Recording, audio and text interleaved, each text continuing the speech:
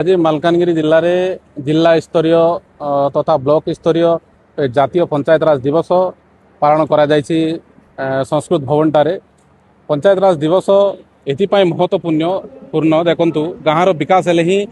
राज्यर विकास हम देशर विकास हम यही विकास या अनेक महत्व यही पंचायत राज दिवस रे आमे समस्त वार्ड मेंबर ठारू आरंभ कर जिला परिषद पर्यंत समस्त नेतृमंडली को मैं आह्वान करुचु पल्ली सभा माध्यम ग्राम सभा माध्यम आपण माने प्रत्येक प्रपोजाल दिंतु एवं से ग्रामर उन्नत करिवारे सहायक हुंतु बोली आमे समस्त को आज अनुरोध करिछु।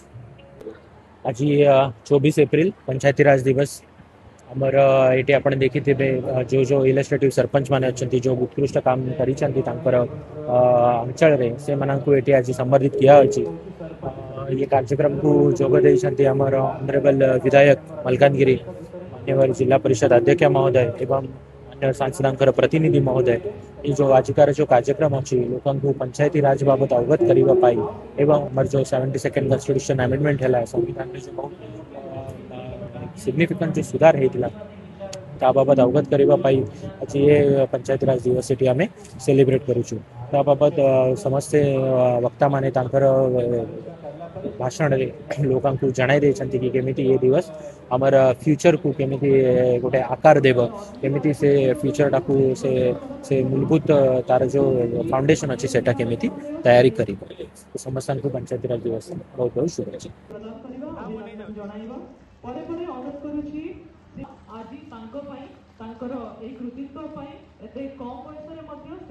सेवा जारी रखिछंती श्रीमती लिली सोडी